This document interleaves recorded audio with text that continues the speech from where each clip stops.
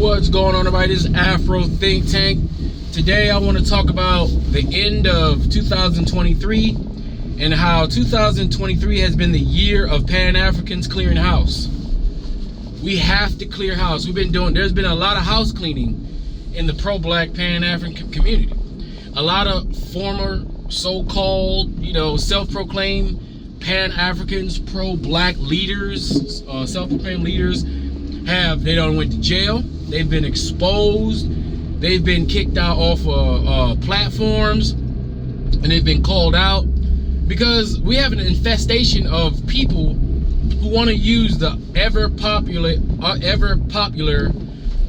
growing Pan-African black power, the growing self-consciousness of black people, because the self-consciousness, the positive thinking, the uplifting. Black people are on a mission to uplift ourselves, to empower ourselves all over the globe, right? And in that mission, we're gonna have parasites that try to use that sentiment, that try to use that momentum to interject and to push their own political agendas.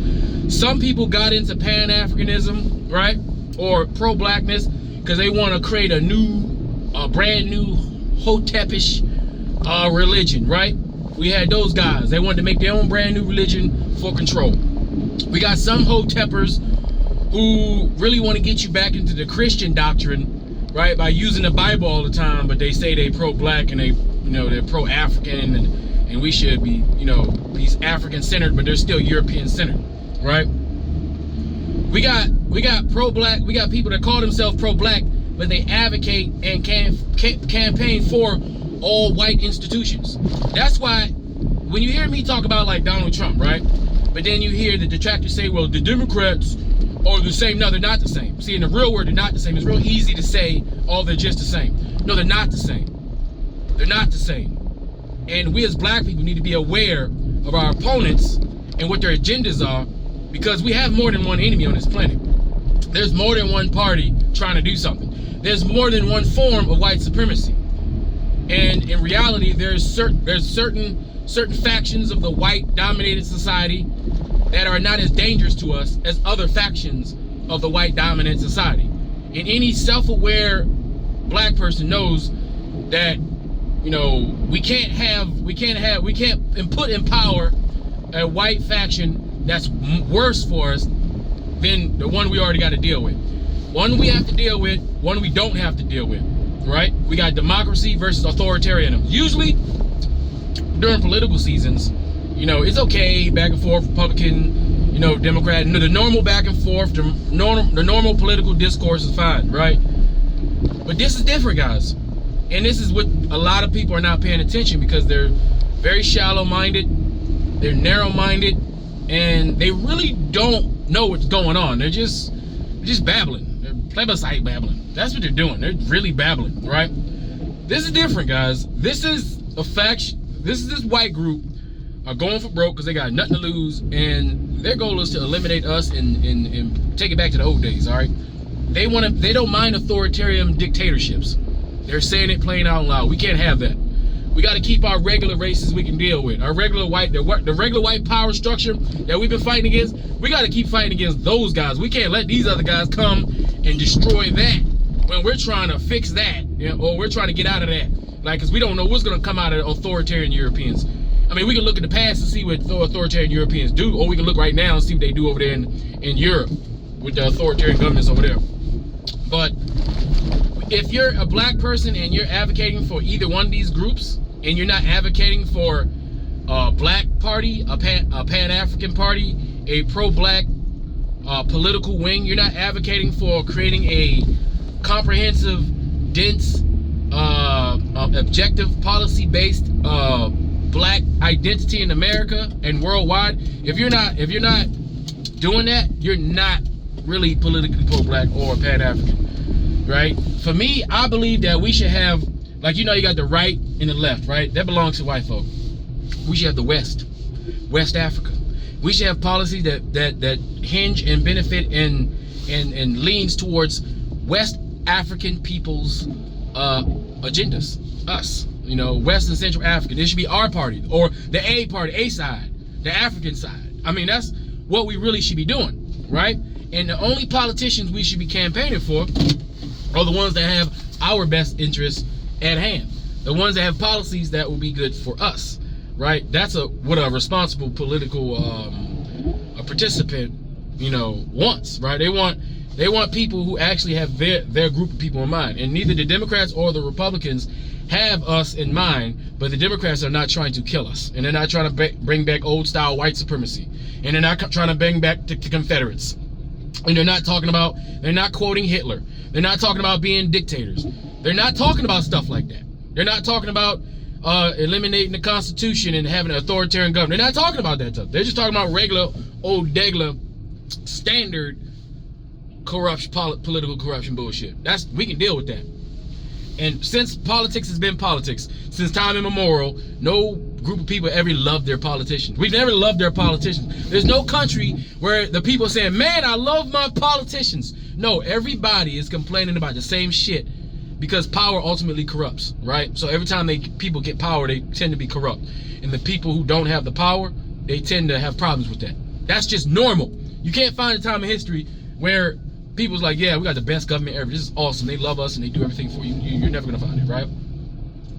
But it's different when you have groups that want to disrupt the order that we at least have, so that people can function in a functioning government, right? These Republicans want to disrupt the order because their culture of racism and white superiority and white centeredness is being canceled, and they don't like that, right? So they're doubling down on their white supremacy. The Democrats, they'll go with the flow. Remember, the Democrats are inclusive, so those white people will turn themselves black. Like, they're the weird ones. They're the ones that, they're the ones who like, yeah, we're all one. They're the ones who don't mind changing their skin color, as long as their families can maintain power. They're all about it. They'll take our melanin. They're the ones that'll take our melanin. All right, they want that shit. All right, they want all of it. They want us. All right, they got that weird shit. We know them. You know them Europeans. They do that weird shit. It don't matter if they're on your side or not on your side. You know they got that. They're different. They got that thing, right? I know what I'm talking about. But anyway, this has been a year of clearing house for these fake pro-black, fake panic. Y'all know who they are. We got one whining right now. He just did a live, whining. You know, you can see his feelings been spewed out on the internet. He doesn't know. Dude doesn't have any discipline at all, right? He puts his family out on the internet too much. Especially if you're gonna be super controversial, you gotta keep your family out of it, man. You can't keep making them the center of you know what I'm saying? Like, I would recommend that guy, who's not a Pan-African, by the way, even though he calls himself that, he got a name. I would recommend him to keep his family off the internet and stop exposing his family and interjecting those children into his political, his shock jock shit. That's just not cool at all, man. You really should keep them off the internet. You know, just do you. You're gonna be all like that, just let it be you. You know what I'm saying? But I'm just glad that everybody's exposed. And the thing is, I've been talking about this for a while. I try not to drop names because I thought there was some semblance of Pan-Africanism. Maybe they're just misguided. But I just let people talk long enough to see, like, do they really mean this shit? Are they? You gotta let people talk to see, do they really mean it, or are they just playing it for views? Because at some point I started like, no, they mean this. Some of these people mean this. You can tell the one like Candace Owens. She don't believe anything she say. Trust and believe. Candace Owens doesn't believe anything that she says, but she getting paid. I respect the hustle on that. But these other ones that truly believe it, I truly wonder, where did they gather their social information? Like, how did they get to that point? You know, and usually it's people who don't have a black center. They didn't grow up with black people. Usually, if they did, they hang around other groups and they capitulate to those other groups to survive. It happens all the time. Look at Mustachio, fucking American's First Rifleman. Look at that fucking mustache. Come on, you know he didn't grow up around. Like, if he ain't doing that to be funny, then I don't know what the fuck. Like, you ain't grow up around any black people. Like, that shit, bruh, no, you can't be, no, bro. All right, he is the whitest black dude on the internet. All right, straight up. And I got some questions about his military service, to be honest. Like, I got some questions about that shit. Did it happen? But anyway, this has been a great year for Pan-Africanism. This has been a great year for pro-black because we're purging all the bullshit, right? We're purging all of them. All the ones that people used to praise, because the thing is, some people, they're really intelligent. They know how to put on a real good game. They talk slick, right? They know how to manipulate words. And the thing is, there's just enough people who are not politically or socially aware enough to believe what they are saying, right? And if you pay attention to the subscriber bases of these people, after a long breath of information has been laid out, you would see the intelligence level of their subscriber base. Because intelligent people at some point start to leave. They start to say, you know what, this guy's not as smart as I thought this guy's. This guy's not as politically aware as I thought this guy. This guy's not really a Pan-African. He doesn't have any Pan-African views. He doesn't have any Pan-African policies. He doesn't advocate for any Pan-Africans, and he disrespects and takes shots at every person that's supposedly Pan-African or pro-black. Therefore, walk like a duck, talk like a duck. It must be a duck, all right? And I also, pay attention, guys. I know you guys been paying attention. There's a lot of subscribers who bounce from black people to different channels. They'll act this one way on this channel, and then when they go on this channel, they act another way. I see you. I see a lot of you. Some of you guys who follow me, it's only a few of you, and y'all go over there and I see the different energy switch ups. I'm timing up for you guys in 2024. Trust and believe. You know, you won't be back and forth. That back and forth won't be happening. But 2024 is a new year, right? A new fresh year for Pan-Africanism. There's no war. Pan-Africanism is purging its ranks of fallacy, of pseudos, of fakes, all right, of snakes in the grass. So come 2024, the crop of Pan-Africans, the ones that's still left over, right? Because it's been a marathon, right? There's only a few left over. Some of them fell off. Some new ones are coming up. Some of them not showing their face, but they putting out valuable information, right? And y'all check my community section. If y'all see where the real Pan-Africans are. If I see a real Pan-African, they're in my community section. You can scroll, you'll see all of them. Anybody in there, they're real Pan-Africans or real pro-black, teaching the black people real things about real issues, pushing the ball forward, all right? Pushing the ball forward. And we're not doing so much trauma bonding, but we're educating ourselves and pushing ourselves forward. So we should have a better crop of real Pan-Africans in 2024 as we become more refined, as we become more capable, as the real Pan-Africans that's really doing the work start to develop their individual projects and start to show off their projects and the things that they're doing, the things that they say that they're doing, right? Like, the fake Pan-Africans pretend like they got projects, but you don't never see anything that they're actually doing. They just talk about it, but they don't show you anything. There's no information on it. There's nothing. Just words, right? We're done with words, right? I mean, we're gonna keep talking, but we're done with those just words, right? Another thing, guys, if a person who's supposed to understand that Christianity, right, was the weapon used to subjugate black people, if a person calls themselves a Pan-African and they're African-centered, but then you find out that they use the Bible in every one of their videos, they use the Bible as a weapon to attack people. They use the Bible in scripture, almost like they're a pastor, so they can evangelize and so they can describe and so they can distract, so they can make examples. If the Bible and Bible verses are the center of what they're talking about, but they're supposed to be a Pan-African, pro-black, this and that, then guess what? They're really a pastor, a Christian pastor, you know, faking like they pro-black, right?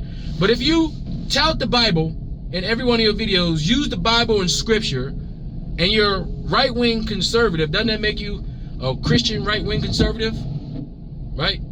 That makes you a Christian right-wing conservative, right? You walk like a duck, you talk like a duck, it's a duck. Even if the duck say it's a goose, but it walk and talk like a duck. Common sense, guys. Anyway, I just want to put this message out that, you know, Pan-Africanism is refreshing itself, it's sharpening itself, it's making itself more solid, it's purging all the fallacies and false pseudo individuals out of its ranks, and we have to make it clear. We have to gatekeep real Pan-Africanism. You can't let people come in and make their own type of Pan-Africanism. You can't. You can't just come into Pan-Africanism and say, I'm going to make my own version of Pan-Africanism that ain't got shit to do with Pan-Africanism, but I'm going to call it Pan-Africanism, and I'm just going to roll with that. And everybody should just get along with what I'm trying to do because we're supposed to support each other. No. there's a clear, Pan-Africanism has a clear agenda. Pan-Africanism has a clear ideology.